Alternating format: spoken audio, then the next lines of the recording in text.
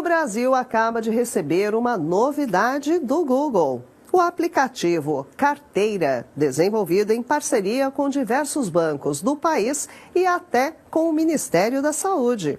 A ideia é inserir em um único local diversos cartões e funcionalidades. Vamos conhecer. O Google acaba de lançar no Brasil o aplicativo Carteira, que pode ser instalado em celulares Android e também em relógios inteligentes da empresa. A novidade traz uma série de funcionalidades e foi desenvolvida em parceria com diversos bancos do país. A ideia é a mesma da Apple, inserir em um único local diversos cartões e recursos, como funções de pagamento, ingressos de cinema, cartões fidelidade e bilhetes de transporte. A novidade do Google também tem parceria com o Ministério da Saúde. Então, o aplicativo Carteira também traz comprovante de vacinação contra a Covid-19. Os parceiros do Google no aplicativo ainda estão aumentando, por hora há 15 bancos e bandeiras. Além de servir como uma carteira de verdade, o aplicativo faz pagamentos por aproximação do Google Pay. Em bilhetes de transporte, a carteira do Google é capaz de avisar ao usuário em caso de cancelamento ou atrasos.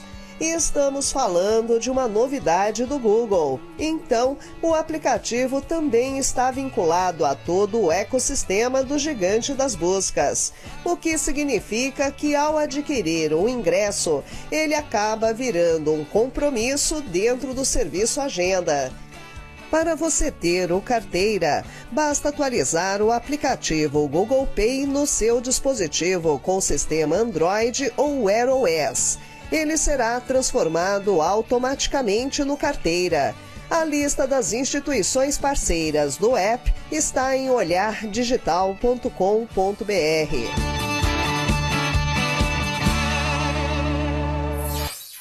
Hoje é quinta-feira, pessoal, é dia do quadro Seu Direito Digital. Pois é, Leandro Alvarenga está aqui conosco para responder mais algumas perguntas que vocês nos enviam pelas redes sociais.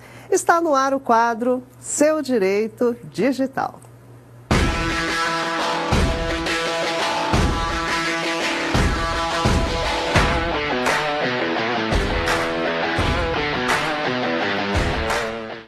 E como sempre, mais uma vez, temos o prazer da presença aqui ao vivo do nosso colunista Leandro Alvarenga. Leandro, bem-vindo, boa noite. Boa noite, Marisa. É sempre um prazer estar aqui com vocês e com todos de casa. Muito obrigada, Leandro. Hoje não vamos falar de perguntas não, porque tem dois temas aí que estão bem em evidência. E um deles que a gente vai começar é sobre uma polêmica envolvendo justiça trabalhista.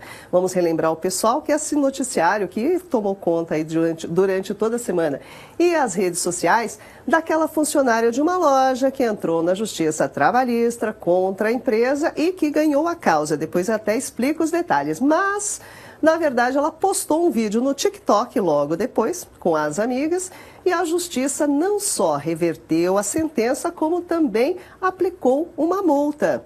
Então, o que a gente queria falar é assim, até que ponto as redes sociais são realmente utilizadas como provas em ações ou trabalhistas ou qualquer outro tipo de processo? Vamos falar um pouco sobre isso, porque tem muito pano para manga nessa história. Vamos sim, Marisa. E esse caso é bem interessante, viu, Marisa? Na verdade, o que acontece? As pessoas precisam entender que a rede social é o mundo real. E tudo que você faz lá, deixa evidências, ela vai respingar aqui do lado de fora, na justiça, seja civil, trabalhista ou na esfera criminal. Na justiça do trabalho, quando nós começamos uma audiência, o juiz, a primeira coisa que ele fala é: você é amigo pessoal do interessado, você tem algum interesse na causa, você é inimigo do réu, inimigo da reclamada. Por quê? Porque a própria CLT, o Código Civil, ele fala que pessoas com interesse na causa, que têm um vínculo muito próximo, que estão propensas a mentir para favorecer alguém, não podem ser testemunhas. Elas podem ser ouvidas num processo, desde que na condição de informante. Então, o que aconteceu com esse caso do TikTok foi bem interessante. Por quê? Porque a reclamante, ela indicou duas testemunhas, Essas testemunhas testemunharam, o juiz perguntou para elas se elas tinham relação íntima de amizade com a reclamante, elas falaram que não, então foram ouvidas na condição de testemunha, não de informante, e depois a reclamante postou esse vídeo com as duas dançando na web e colocando uma frase até atacando a empresa, dizendo contra aquela empresa tóxica, né? E aí o que o juiz entendeu? Primeiro, né, ali é um abuso do direito de falar, né? Você está atacando, não é porque você está processando uma empresa, tem uma discussão com ela, que você pode atacar a honra da empresa ali, chamando ela de tóxica. Né? De repente tem algum direito para reclamar, mas vamos reclamar no lugar certo. Né? Outro aspecto mostrou uma amizade entre a reclamante e as testemunhas. Então elas mentiram para o juiz ao falarem que elas não tinham interesse. E o terceiro ponto mostrou um menosprezo com a Justiça do Trabalho, né? Porque eles levaram isso na brincadeira. Então, levando tudo isso em consideração, Marisa, o juiz anulou os depoimentos, né? Considerou que os depoimentos não eram válidos e acabou condenando a reclamante e as testemunhas por terem mentido, por não falarem que não eram amigas, a pagar uma indenização ali para a Justiça de 2% do valor da causa. No final, a reclamante acabou ganhando alguns outros pedidos que ela fez. Mas os pedidos de hora extra, que eram necessários para as provas testemunhais, por exemplo, ela perdeu.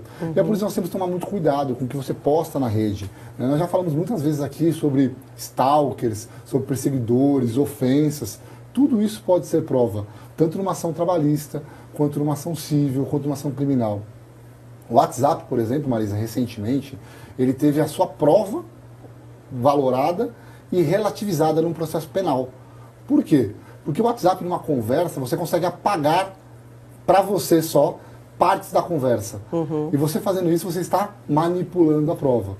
Então, por exemplo, uma prova de WhatsApp, ela pode ser considerada válida, só que se ela for impugnada, ela precisa de outros elementos para que seja considerada uma prova lícita, uma prova válida, uma prova reconhecida pelo juiz. Porque talvez ela sozinha, ela não sirva. Por isso nós sempre recomendamos, precisa de uma prova na internet, faça uma ata notarial, leve ao cartório, ele vai tirar os prints da tela, como ele tem fé pública, ele é um cartório, e ele vai atestar aquilo, e aquela prova vai ser quase eterna. Né? Vai ser muito difícil desconstituir essa prova, seja numa ação penal, numa ação civil, ou numa ação trabalhista, Marisa. Ah, interessante essa dica. Quer dizer, não adianta, então, a pessoa talvez, só se ela quiser guardar alguma prova por algum motivo que possa protegê-la de alguma forma, simplesmente tirar um print ou gravar um áudio e guardar. Não, o ideal é fazer a ata notarial. A ata notarial. Não que ele não tem valor provatório, mas eles vão ter valor provatório, só que é um valor muito frágil. Porque um print, uma imagem printada, ela pode ser manipulada. Você pega um programador ali, que sabe mexer num programa de manipulação de imagem, de fotos, você manipula aquela imagem. Então você não tem a garantia que aquela imagem é verdadeira, aquele print é verdadeiro. O WhatsApp é a mesma coisa, você não tem a garantia da integralidade daquela conversa. Para você ter uma coisa bem curiosa, Marisa, existem alguns processos, por exemplo, principalmente processos de família, em que as conversas de WhatsApp elas estão sendo transcritas por empresas, para dar a idoneidade para aquele áudio que é enviado. Então a empresa ela transcreve o telefone número tal, sem falar o nome da pessoa que está na agenda, porque no nome é relevante, pode pegar um telefone qualquer e colocar na agenda dizendo que foi uma pessoa e não foi, então tem que pegar o número do telefone, falou tal coisa, e aí transcreve que a pessoa falou, o diálogo que a pessoa falou. Mas o ideal é ir num cartório, é um pouco caro, não é barato, Marisa, mas ele tem fé pública. E aí, para derrubar essa fé pública, é muito difícil, Marisa. Tá certo, pois é. As coisas estão ficando cada vez até mais complicadas, né, Leandro? O que facilita também complica por outro lado. Vamos mudar um pouquinho de assunto, vamos falar um pouquinho sobre LGPD. Por quê? Porque a partir do mês de outubro, né, as multas começarão a ser aplicadas, não é isso? A partir do mês de outubro. Então eu queria falar um pouco sobre isso. Só as empresas ou nós também, pessoas físicas, poderemos ser multadas por alguma coisa? Vamos lá, Marisa. É muito legal essa pergunta. Por quê? Porque as pessoas têm a percepção que só as empresas têm que tratar os dados com cuidado. E não é assim. Qualquer pessoa que trate o dado, aí eu falo pessoa física, pessoa jurídica, e aí não importa se é direito público ou direito privado, né? Um órgão do município, um hospital público, uma escola pública ou uma escola privada, que trate os dados com fins comerciais ou com algum fim que não seja de natureza pessoal, tem que tratar os dados e tem que respeitar a LGPD.